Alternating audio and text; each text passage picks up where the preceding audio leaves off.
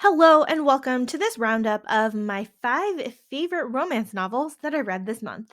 I'm Olivia, your favorite resource for book recommendations you can easily screenshot. You're watching Random Olive Reads. First up is Someone to Wed by Mary Balog. This is book 3 of the Westcott series.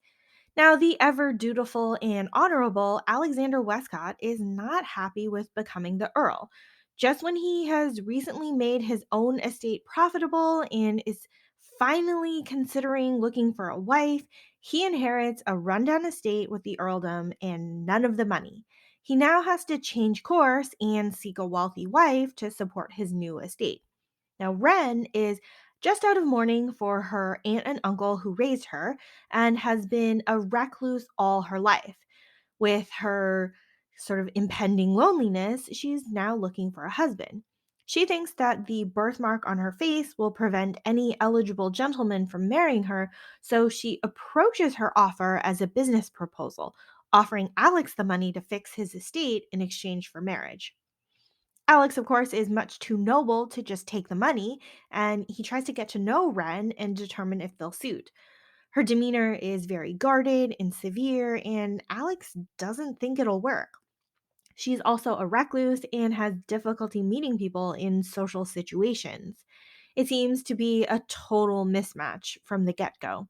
However, Alex can't seem to stop thinking about her, and she somehow feels challenged by him and his family to confront her fears and slowly venture into society. It's a delightful slow burn, and of course, always amazing to see how the Westcott family welcomes Wren into their fold and rally around her. This one was another great book of this series. Four Weddings and a Duke by Michelle McLean is a standalone novel.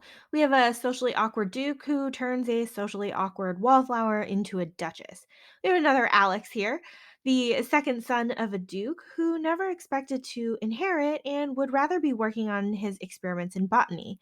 However, he knows that he'll have to pick between three sisters to fulfill um, an agreement that his father made with their father.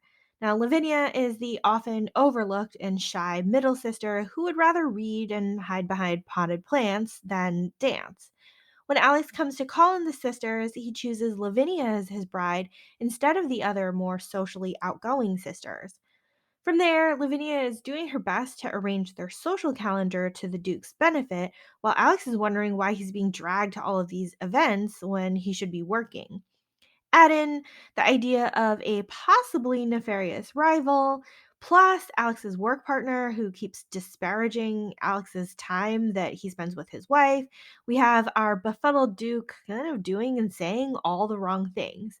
I was definitely feeling most of Lavinia's heartbreak throughout this book as she's trying so very hard to be a good wife and Duchess to Alex. This one, another enjoyable book from Michelle McLean. Adding Up to Love by Jenny B. Moore is book one of the Flower Sisters series. Fern is the youngest sister of five and has been slightly awkward and prefers her books.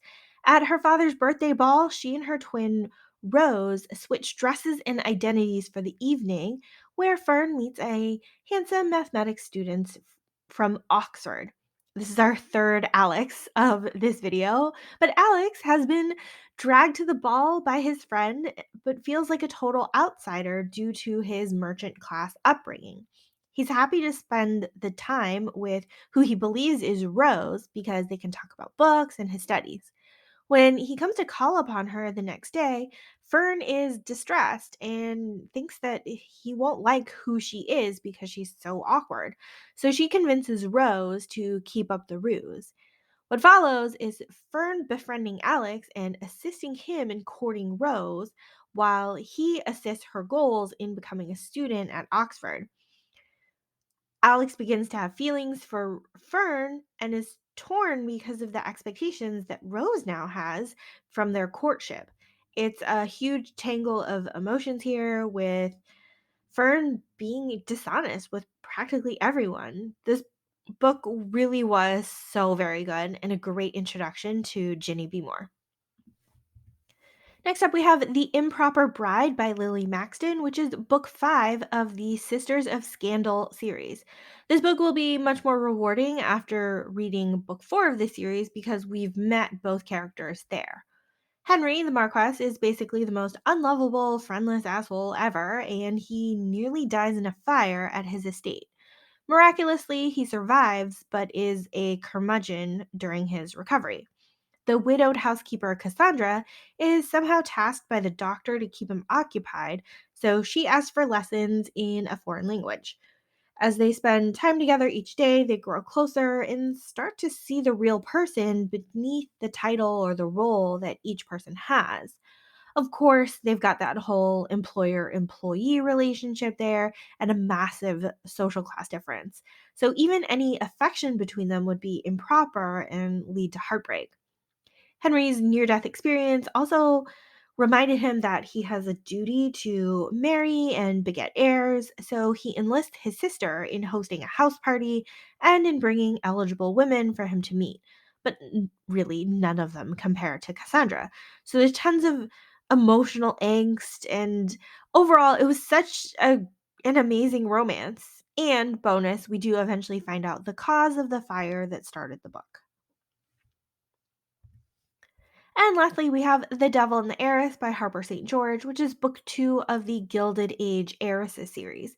Now, this book deals with the younger sister of the Crenshaw family, Violet, and the best friend of the guy from the first book. His name is Christian, with a road trip escape from a suitor that Violet's parents have picked out for her. Now, believing that she's safe from her parents' meddling now that her sister has married a duke from book 1, Violet is caught off guard when she realizes that her father has agreed to a match with kind of a creepy viscount. She plans to run away and is aided by an Earl Christian who has his own designs on her and hopes to force a marriage when they're caught together. Of course, during the trip, these two actually talk to each other and get to know each other, so Christian starts to feel guilty for his planned betrayal. Violet is also opening up to the idea of marriage since she feels so connected to Christian. Now, in the background, Violet is working on writing a novel and has based her main hero on Christian without him realizing it.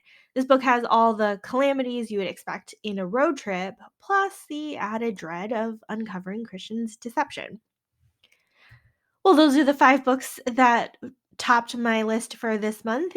Thank you so much for watching this video. Links to all of these books are in the description box.